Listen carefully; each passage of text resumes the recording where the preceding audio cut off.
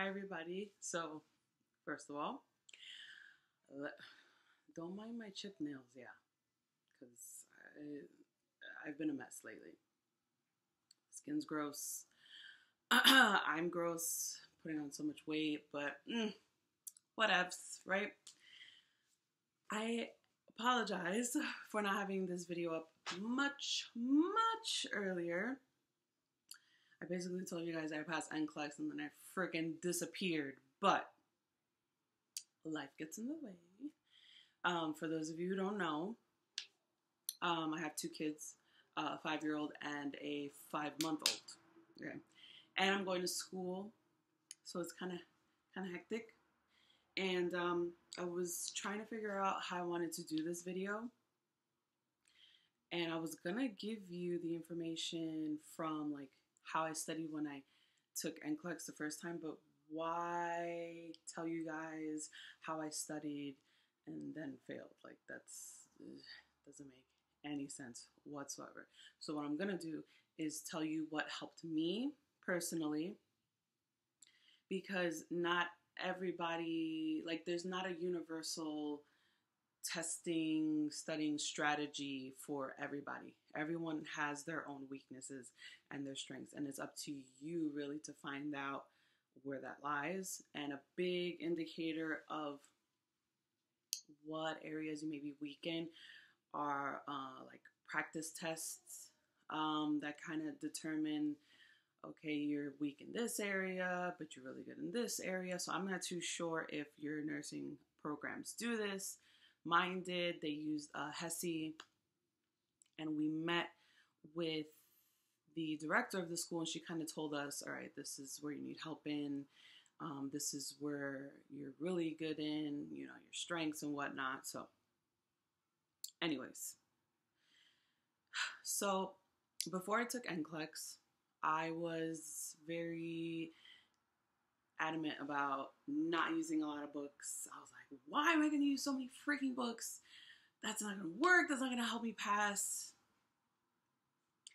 I used one study guide the first time I took NCLEX, and look what the heck that put me. So, the second time around, when I got the results back from the board of nursing, I knew which areas I was weak in, and that helped me gear my studies in a different way. Now, I still used the keep my nails out the video as much as possible. So I took the Hurst review, right? And I still use that to study because it's a good refresher of the core stuff that you learn in nursing school. So it's still good to study from that. Absolutely. Because, I mean, yeah, you need strategies to answer the questions, but if you don't know the material, what's the point? You're just blindly guessing, and what's the point of that? You're not gonna pass. You need to know your shit, okay?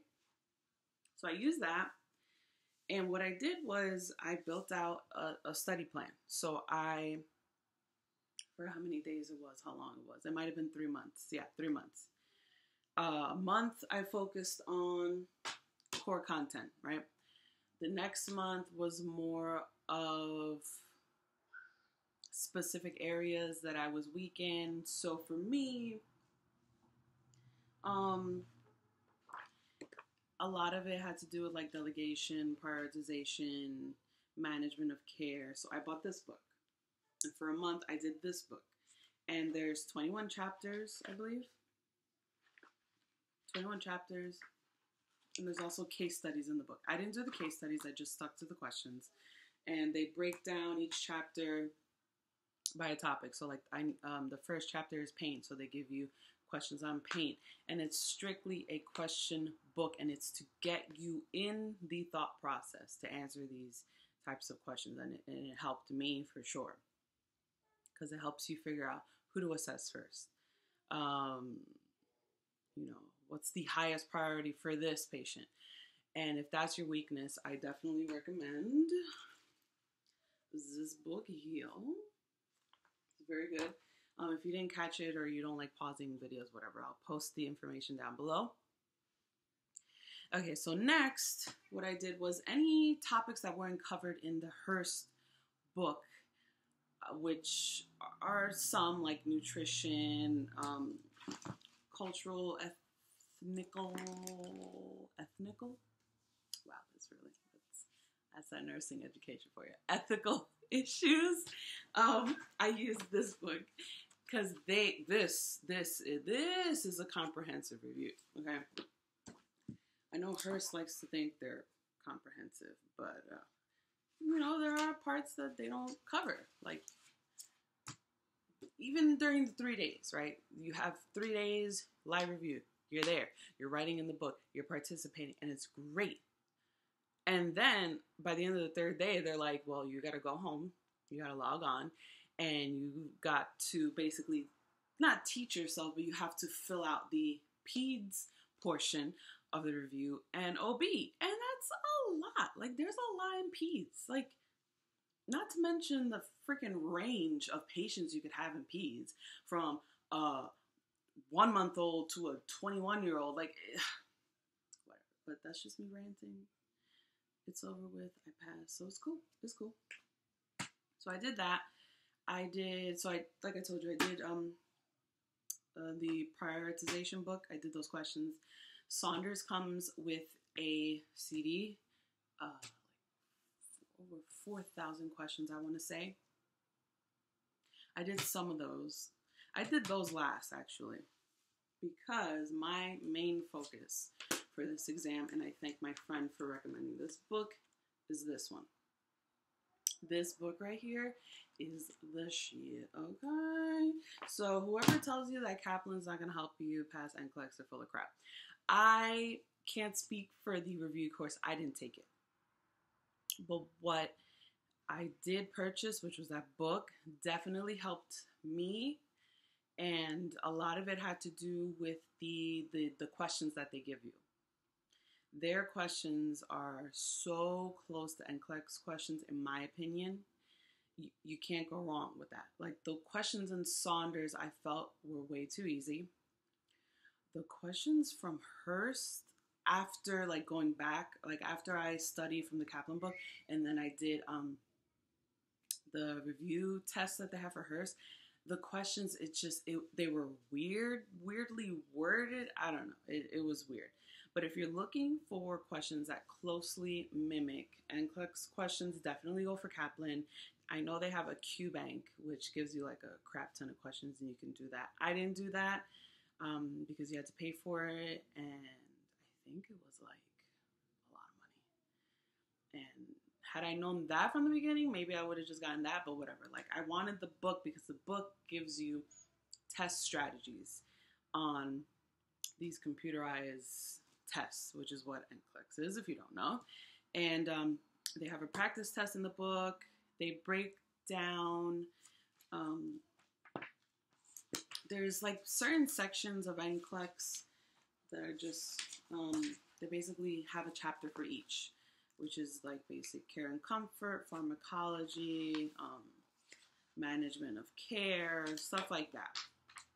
And at the end of each chapter, they have questions. So it's good because it breaks it down by sections. So like for me, my when I got the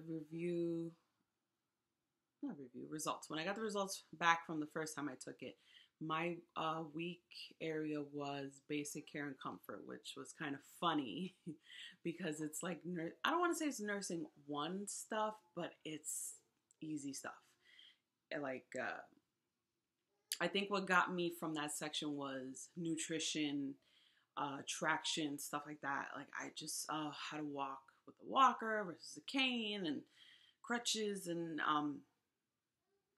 I mean, it may be because I missed that lecture, but little minor details. But once I looked it up and I realized, like, okay, so that's probably the stuff that I, effed up on and whatnot. And as long as you know what your weaknesses are and you get into the habit of answering questions, the whole point, I don't know if you've been told, but like, they're going to tell you, do questions, more questions, more questions, more questions. And the point of doing all those questions is so that you get into the habit of answering these specific style questions. Because NCLEX is not going to give you, oh, what is the signs and symptoms of the flu? No.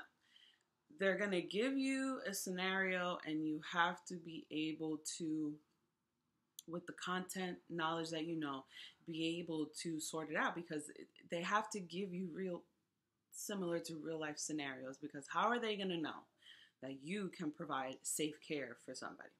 So definitely do a lot of questions. Read the rationales. Even for the questions that you got right, know why you got it right. Because I know there were a couple of questions that I got right.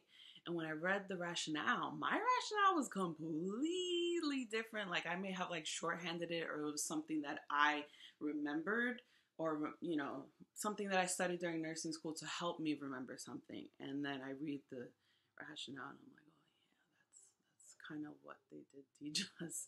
So, you know, definitely do your questions. You know, give yourself enough time, but don't hesitate to schedule NCLEX. Like, it has to happen. It's gonna happen. And don't overwhelm yourself. You know, if you're like me and you like to listen to music, like I made a playlist on my iPod, and it was just like, you know, just encouraging music. Definitely know where the testing center is. Like, figure that out before the test, so that way the day of the test you're not like freaking out type of thing. It's not cool. And yeah, just do questions and you'll be fine. You know, as long as you can do the questions, and even if you get them wrong, as long as you read the rationale and you know why you got it wrong, it's going to help you answer further questions.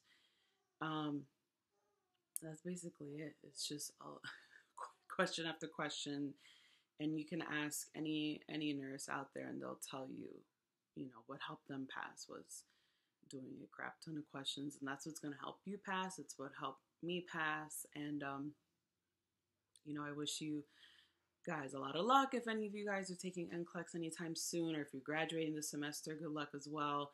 It's kind of a crazy time of year. Thinking back to like last year, this time, and how pregnant I was and tired, and oh my God, I don't want to study anymore. But in the end, it's definitely all worth it. I'm actually in the process of applying for jobs. Still waiting to hear back on them. I've gotten a couple of declines, but it's because I applied and I didn't meet all the requirements, so that's partly my fault.